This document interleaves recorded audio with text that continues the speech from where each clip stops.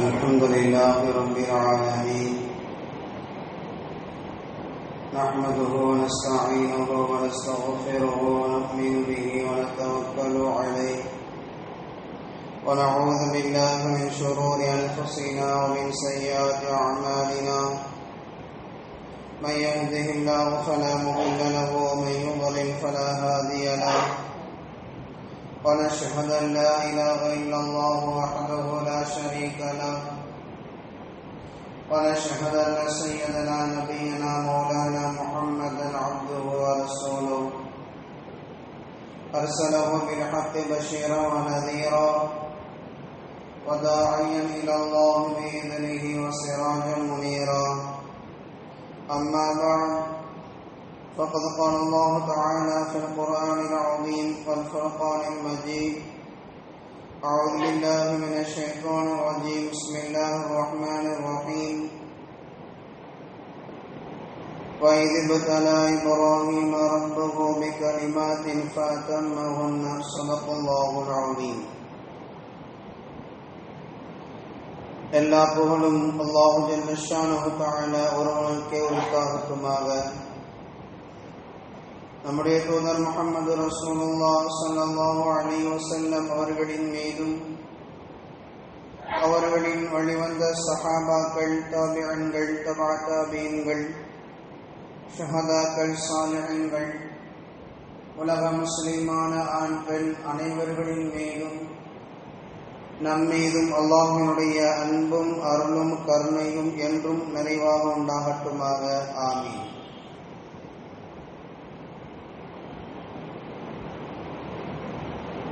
அல்லாஹ் ஜல்ல ஷானஹு தஆலா திருக்குர்ஆனில் இரண்டு நபிமார்களை இந்த சமுதாயத்திற்கு உஸ்வத்துன் ஹசனா, அழகிய முன்மாதிரி என்று அல்லாஹ் குறிப்பிடுகிறார். ஒன்று, நம்முடைய தூதர் முஹம்மது ஸல்லல்லாஹு அலைஹி வஸல்லம் அவர்களை அல்லாஹ் அழகிய முன்மாதிரி என்று அல்லாஹ் சொல்லுகின்றான். இரண்டாவது, நம்முடைய தூதருக்கு முன்பு வாழ்ந்த ஹஜ்ரத் இப்ராஹிம் அலைஹிஸ்ஸலாம் அவர்களை அல்லாஹ் அழகிய முன்மாதிரி என்று அல்லாஹ் சொல்லுகின்றான். இந்த உம்மத்தே முஹம்மதியாவிற்கும் ஹஜ்ரத் இப்ராஹிம் அலைஹிஸ்ஸலாம் அவர்களுக்கும் நிறைய தொடர்புகள் உண்டு. நாம் இன்றைக்கு செய்யக்கூடிய நிறைய அமல்கள் அவர்களுடைய நடைமுறை சார்ந்தவை. அவர்கள் மீதும் அவருடைய சமுதாயத்தின் மீதும் அல்லாஹ் கடமையாக்கிய சில அமல்களைத்தான் அல்லாஹ் அதே போன்று நம்மீதும் கடமையாக ஆக்கியிருக்கிறான்.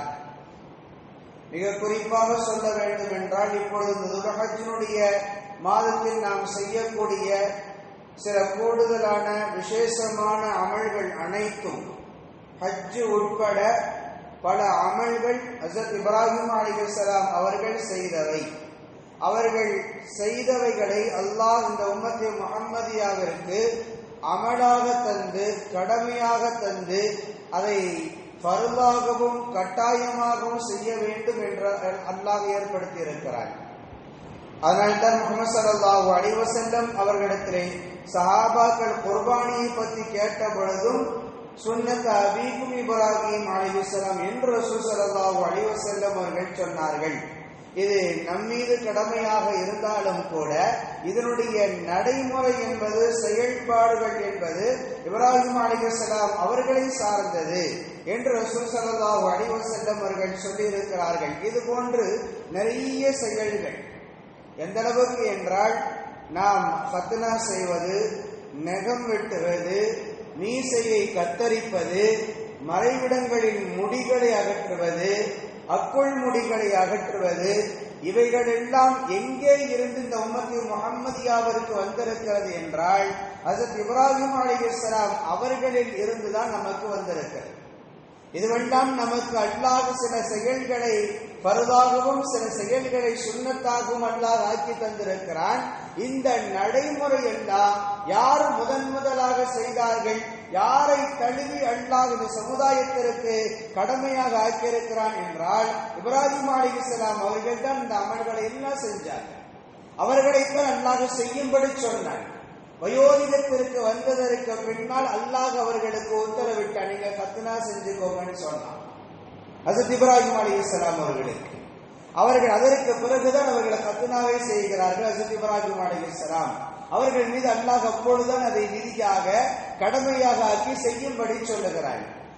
முதலாக நரைமுடி பார்த்தவர்களாக ஹஜ்ரத் இப்ராஹிம் அலைஹிஸ்ஸலாம் அவர்கள் இருக்கிறார்கள்.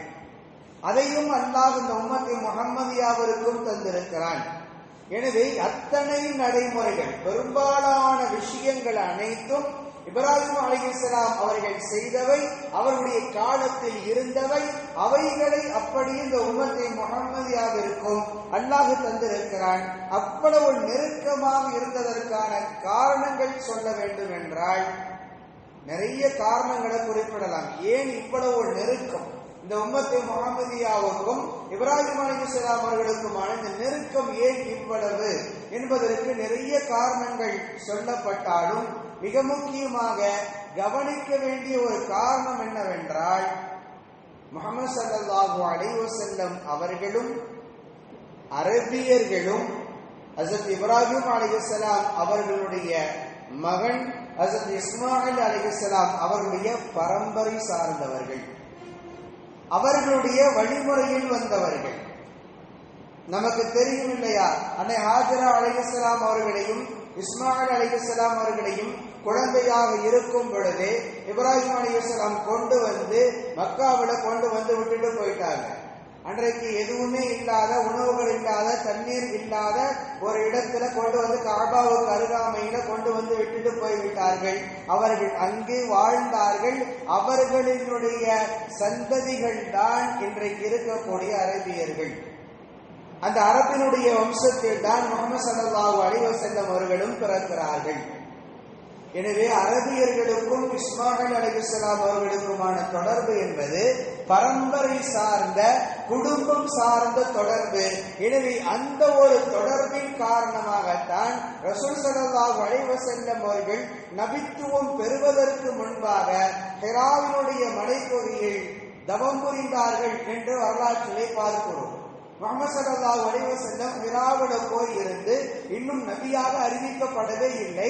அதற்கு முன்பாக ஹிராவில போய் இருந்து கொண்டு அல்லாஹ்வை வணங்கிக் கொண்டிருந்தார்கள் என்று வரலாறு சொல்லுகிறது. அறிஞர் பெருமக்கள் அதற்கு விளக்கம் தருவாங்க. ரசூல் ஸல்லல்லாஹு அலைஹி வஸல்லம் அவர்கள் என்ன அமல் செஞ்சிருப்பாங்க? ஏன்னா தொழுகை கடமை இல்லை, எந்த அமலும் கடமை இல்லை. ரசூல் ஸல்லல்லாஹு அலைஹி வஸல்லம் அவர்கள் நபியாக அறிவிக்கப்படவும் இல்லை. அப்படி இருக்கக்கூடிய சூழ்நிலையில் ஹிராவினுடைய மலைக்குன்றிலே போய் இருந்து இரவு பகல் பாராமல் இருந்து கொண்டு என்ன அமல் செய்தார்கள்? ஒரே வார்த்தையில் அறிஞர் பெருமக்கள் சொல்லுவார்கள், ஹஜ்ரத் இப்ராஹிம் அலைஹிஸ்ஸலாம் அவர்களுக்கு அல்லாஹ் எந்த அமல்களை கடமையாக ஆக்கியிருந்தானோ அந்த அமலை செஞ்சார்கள். இப்ராஹிம் அலைஹிஸ்ஸலாம் அவர்களுடைய இபாதத்துகள் எதுவாக இருந்ததோ அந்த இபாதத்துகளை ரசூல் ஸல்லல்லாஹு அலைஹி வஸல்லம் அவர்கள் மலையினுடைய உச்சியில, அந்த ஹிராவினுடைய மலைக்குன்றிலே இருந்து கொண்டு செய்தார்கள் என்று அறிஞர் பெருமக்கள் விளக்கம் தருவார்கள். இதுபோன்று நிறைய சந்தர்ப்பங்களில் இப்ராஹிம் அலைஹிஸ்ஸலாம் அவர்களுக்கும் நமக்கும் அல்லாஹ் நிறைய தொடர்புகளை ஏற்படுத்தியிருக்கிறான். இப்ராஹிம் அலைஹிஸ்ஸலாம் அவர்கள் ஏன் இன்று வரை பேசப்படுகிறார்கள்?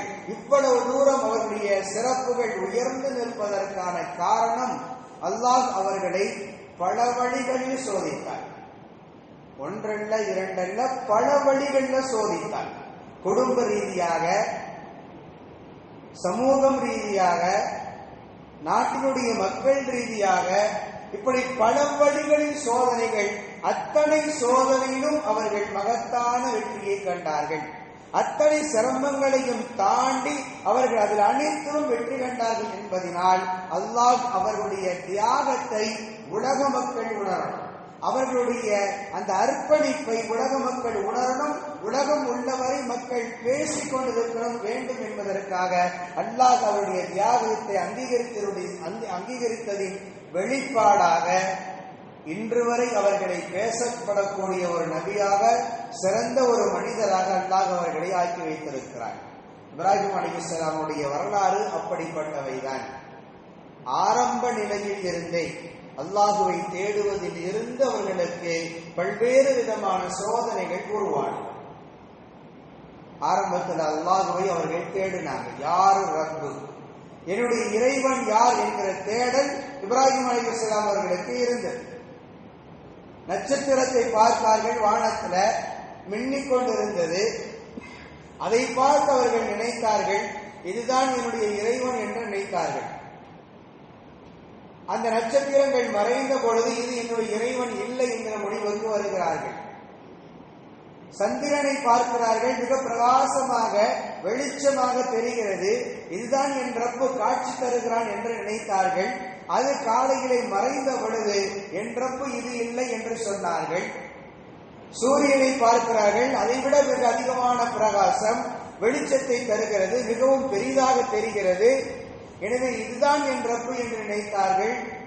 பிறகு அதுவும் ஒரு சமயம் மறைந்த பொழுது இப்ராஹிம் அலைஹிஸ்ஸலாம் அவர்கள் இவைகளையெல்லாம் கடந்து என் ரப்பு தூய்மையானவன், அத்தனை விஷயங்களையும் கடந்து என் ரப்பு தூய்மையானவனாக இருக்கிறான், இவைகளையெல்லாம் படைத்தவன் தான் என் ரப்பு என்கிற நிலைக்கு வந்து அல்லாஹ் தன்னுடைய புரிதலை இப்ராஹிம் அலைஹிஸ்ஸலாம் அவர்களுக்கு அதற்கு பிறகு தருகிறான்.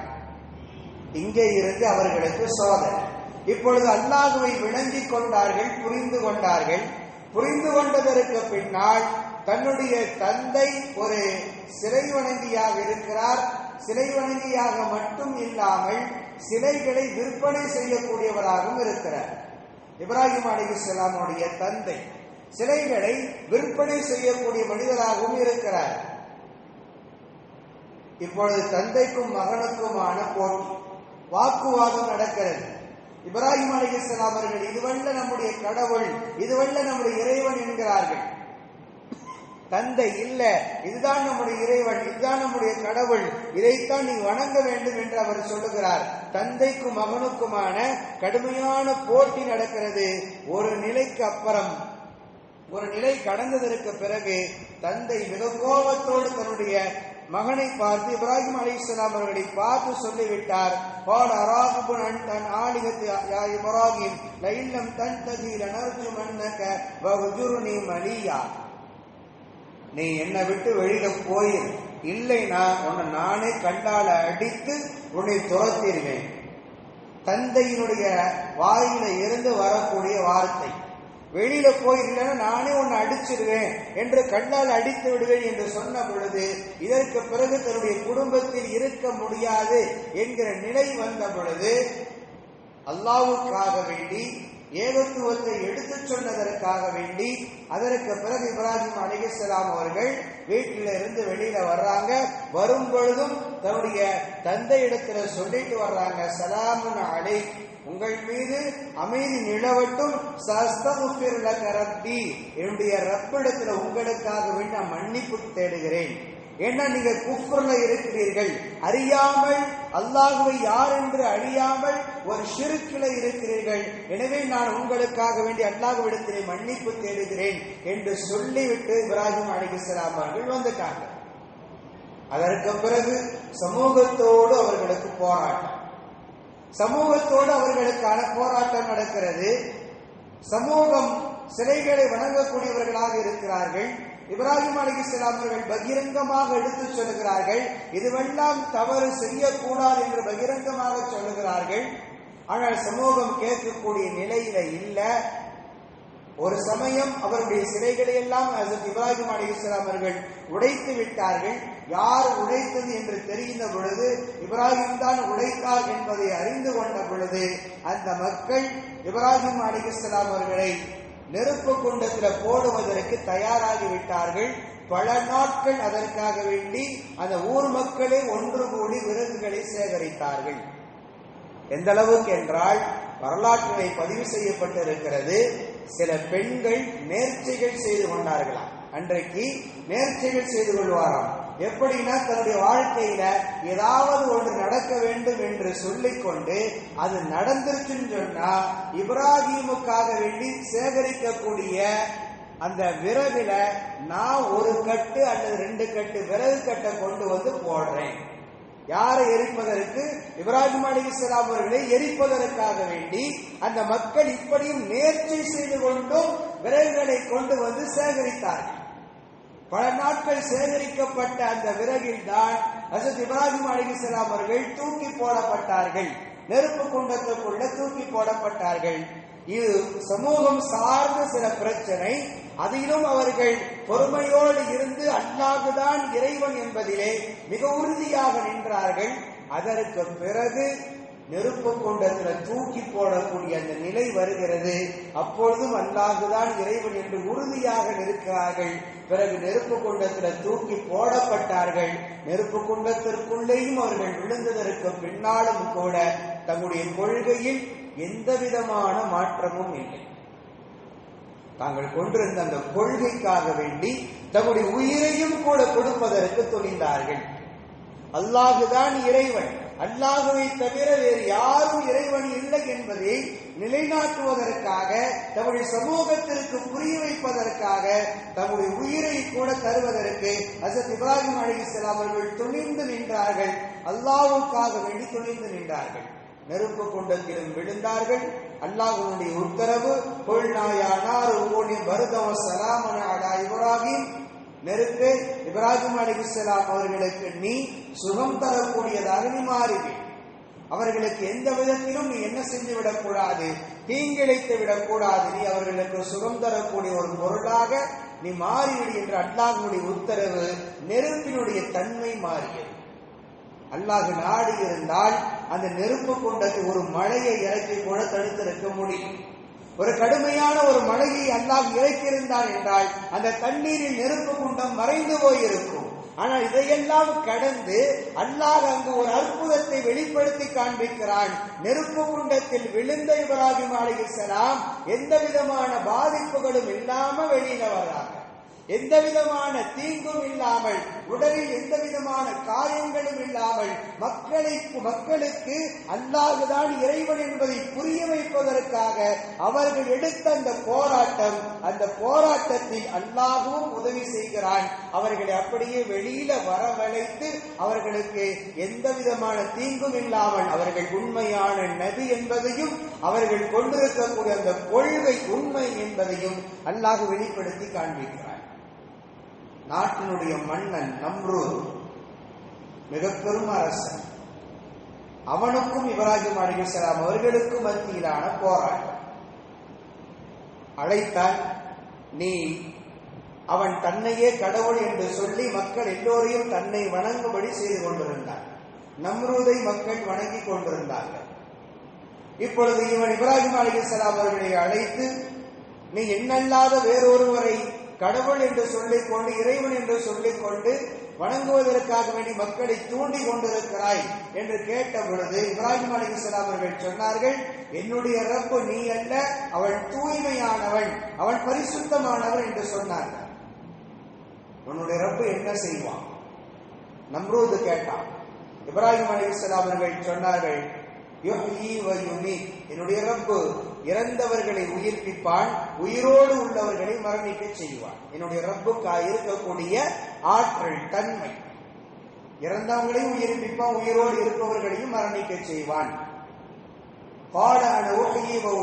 உடனே அவன் சொன்னான், அந்த மன்னன், நானும் இறந்தவர்களை உயிர்ப்பிப்பேன், உயிரோடு உள்ளவர்களை மரணிக்க செய்வேன் என்று சொல்லி ஒரு தன்னுடைய அரண்மனையில மரண தண்டனை கைதிகளாக இருக்கக்கூடிய 2 மனிதர்களை அழைத்து வர செஞ்சு 2 பேர் வந்தாங்க. 2 பேர் வந்ததற்கு பின்னாடி இருவர்களும் மரண தண்டனை கைதிகள். அதுல ஒருவரை விடுதலை செய்து ஒருவருக்கு மரண தண்டனை நிறைவேற்றும்படி உத்தரவிட்டான். உத்தரவிட்டு விட்டு இப்ராஹிம் அலைஹிஸ்ஸலாம் அவர்களிடத்தில் சொன்னா, பாரு, 2 பேரும் மரண தண்டனை கைதி, ஒருவருக்கு வாழ்க்கையை கொடுத்துட்டேன், ஒருவருடைய வாழ்க்கையை எடுத்துட்டேன். அப்ப என்னாலையும் முடியுதா இல்லையா? நானும் இறந்தவர்களை உயிர்ப்பிக்கக்கூடிய ஆற்றல், உயிரோடு இருப்பவர்களை மரணிக்க செய்யக்கூடிய ஆற்றல். ஏன்னா ஒருவருக்கு மரண தண்டனை கொடுத்துட்டு ஒருவருக்கு மன்னிச்சு போய் வாழும் சொல்லி வாழ்க்கையை கொடுத்துட்டேன்ல, எனக்கும் அது திறமை இருக்கிறது என்று அவன் சொன்னான். அவனுடைய முட்டாள்தனம். அதை பார்த்த இப்ராஹிம் அலைஹிஸ்ஸலாம் அவர்கள் சொன்னார்கள், அப்படியா, அடுத்து இப்ராஹிம் அலைஹிஸ்ஸலாம் சொன்னாங்க, ஃபைனல்லாஹு யதி பிஷம்ஸி மினல் மஷ்ரிகி ஃபஅதி பிஹா மினல் மக்ரிப். இப்ராஹிம் அலைஹிஸ்ஸலாம் அடுத்து சொன்னாங்க, அப்படின்னா ஒன்று செய், என்னுடைய ரப்பு ஒவ்வொரு நாளும் கிழக்கில் இருந்து சூரியனை உதிக்க செய்கிறான். ஒரு நாளைக்கு நீ மேற்கில் இருந்து கொண்டு வா, ஒரு நாள் நீ மேற்கில் இருந்து கொண்டு வா. இப்ராஹிம் அலைஹிஸ்ஸலாம் அவர்கள் அடுத்து சொன்ன கேள்வி, கேட்ட கேள்வி, அவனால் பதில் சொல்ல முடியல, திகைத்து போய்விட்டாள். என்ன பதில் சொல்றதுன்னு தெரியல. இதுவெல்லாம் ஒட்டுமொத்தமாக சேர்ந்து தான், இத்தனை பிரச்சனைகளும் சேர்ந்துதான் இப்ராஹிம் அலைஹிஸ்ஸலாம் அவர்களை நெருப்பு குண்டத்தில் தூக்கி போடுவதற்கு காரணமாக அமைந்தது. எதற்காக?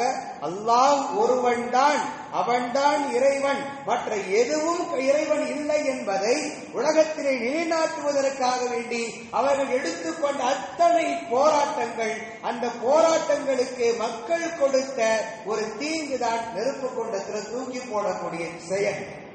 அதிலும் அல்லாஹ் அவர்களுக்கு மகத்தான வெற்றியை தந்தான். இப்ராஹிம் அலைஹிஸ்ஸலாம் அவர்கள் தான் சத்தியமானவர்கள் என்பதை உலகத்தில் நிலைநாட்டினான். இதுவெல்லாம் சமூகம் சார்ந்த பிரச்சனைகள். அத்தனை சோதனையிலும் இப்ராஹிம் அலைஹிஸ்ஸலாம் அவர்கள் மகத்தான வெற்றியை கண்டார்கள். அதற்கு பிறகுதான் அல்லாஹ் மற்ற டெஸ்ட் எல்லாம், மற்ற சோதனைகள் எல்லாம் வைக்கிறான். மற்ற என்ன சோதனை வச்சான்? அவரை உயிரை கொடுக்கணும்ன்ற சோதனையில நெருப்பு குண்டத்தில் அவரே போய் விழுகிறதுக்கு தயாராயிட்டாரு, விழுந்து விட்டார். அடுத்து அல்லாஹ் அவர்களுக்கு வைத்த சோதனை தன்னுடைய குடும்பத்தை பிரியக்கூடிய சோதனை. அன்னை ஹாஜரா அலைஹிஸ்ஸலாம் அவர்களையும் பிறந்த பச்சிலம் குழந்தை இஸ்மாயில் அலைஹிஸ்ஸலாம் அவர்களையும் கொண்டு போய் வனாந்தரமான காட்டுப்பகுதி, எதுவும் இல்லாத, உணவுகளும் தண்ணீரும் இல்லாத அன்றைய மக்கா நகரம், இன்னும் காபத்துல்லாஹ்வை கட்டாத காலம், காபத்துல்லாவே இல்லாமல் இருந்த அந்த காலம்.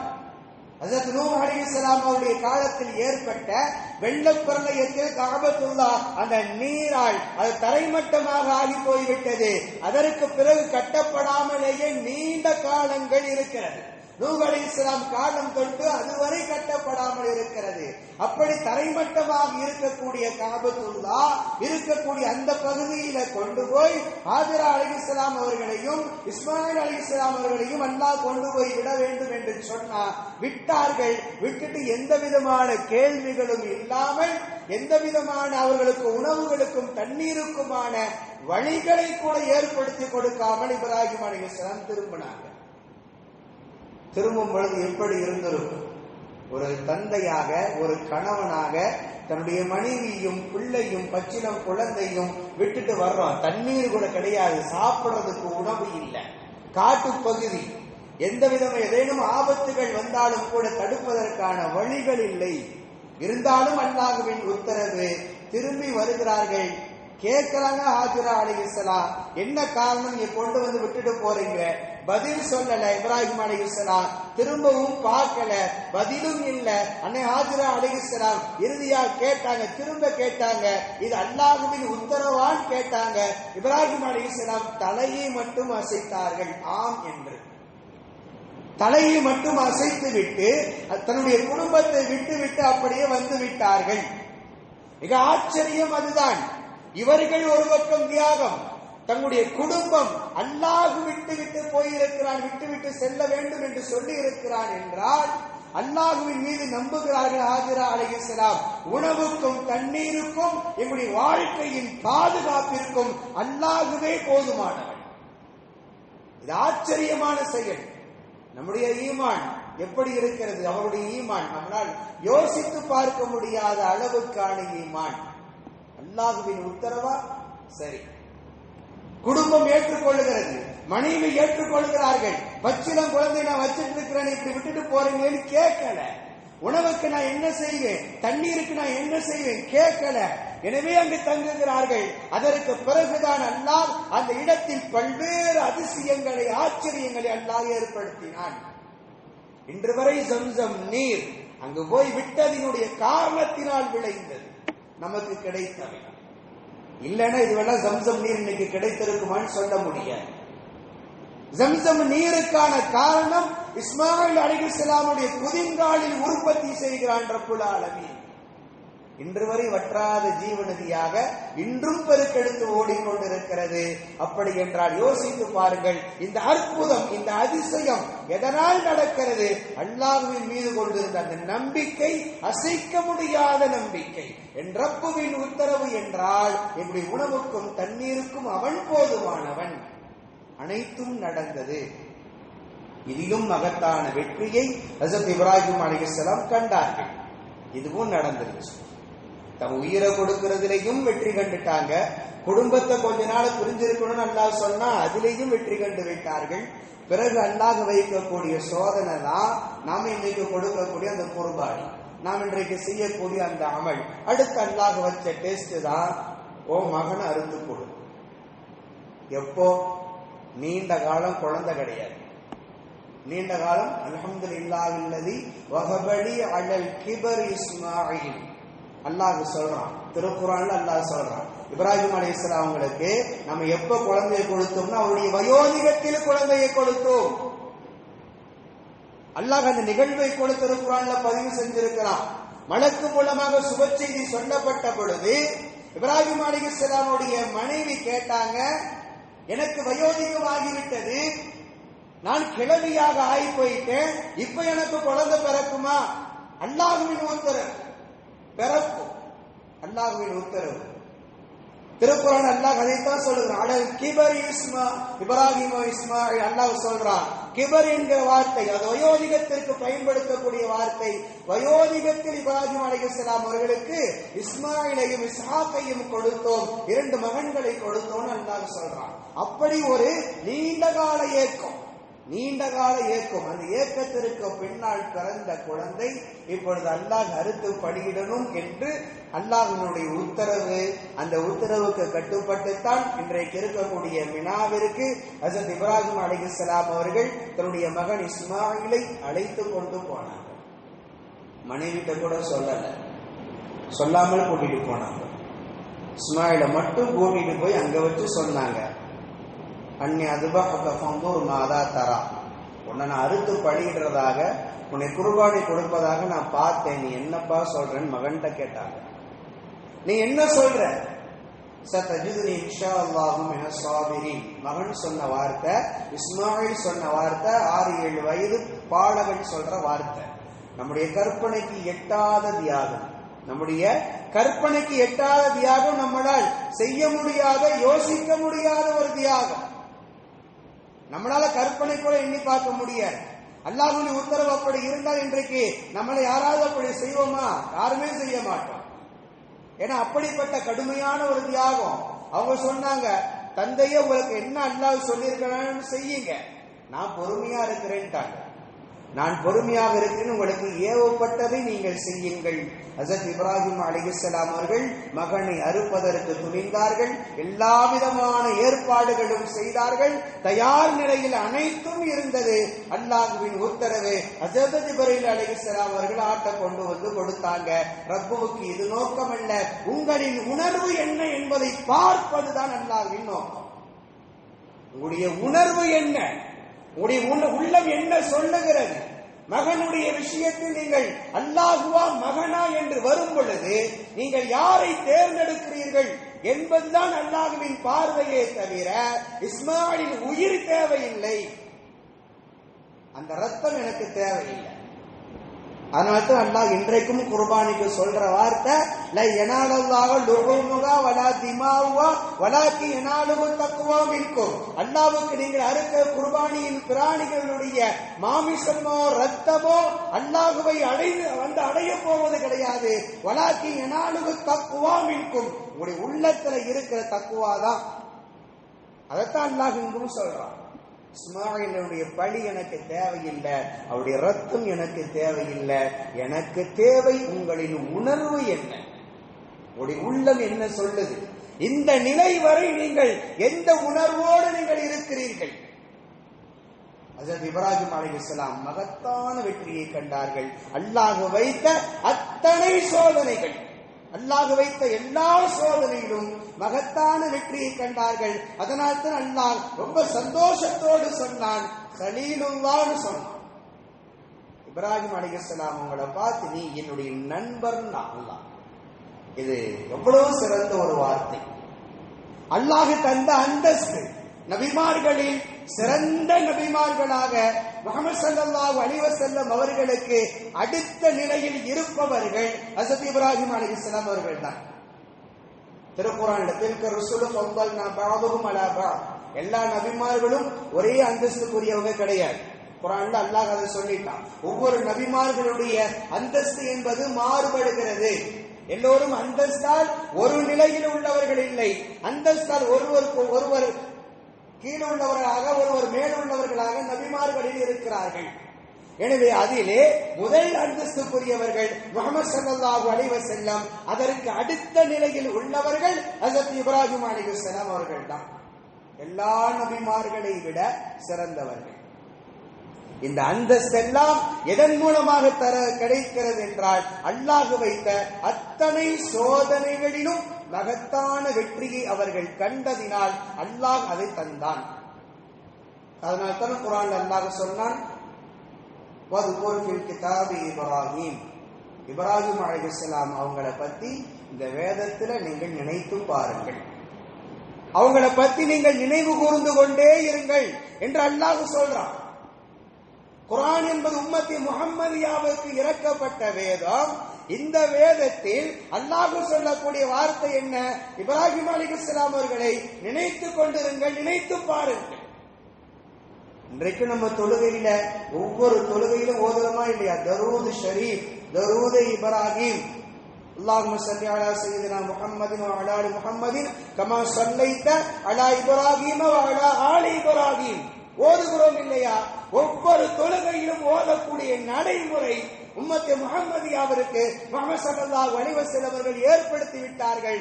தொழுகைக்குள்ளேயும் அவர்களின் பெயரை ஒவ்வொரு நாளும் ஒவ்வொரு தொழுகையிலும் ஒவ்வொரு 2 ரக்காயத்திலும் இன்றைக்கு உச்சரித்துக் கொண்டிருக்கிறோம்.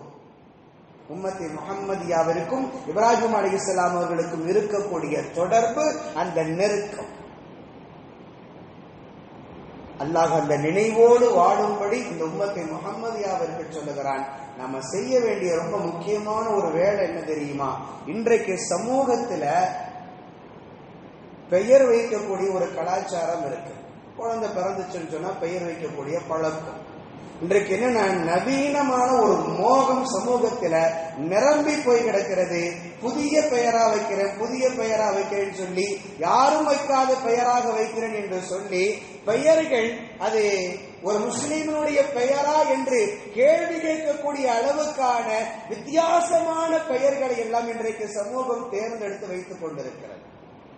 இன்றைக்கு முந்தைய ஒரு காலத்துல இப்ராஹிம் என்கிற பெயர் நிரம்பி போய் கிடந்தது. இன்றைக்கு அது மாதிரியான பெயர்கள் எல்லாம், நபிமார்களின் பெயர்கள், சஹாபாக்களின் பெயர்கள் எல்லாம் இன்றைக்கு குறைந்து கொண்டே வருது. வைக்கிறது இல்லை. இதெல்லாம் பழக்கப்பட்ட பேருங்க. வேற ஏதாவது புதுசா, வேற ஏதாவது புதுசா, வேற ஏதாவது புதுசானா நீங்களே பார்த்துட்டு வாங்கன்னு சொல்லிடுறது. வேற வழி இல்லை.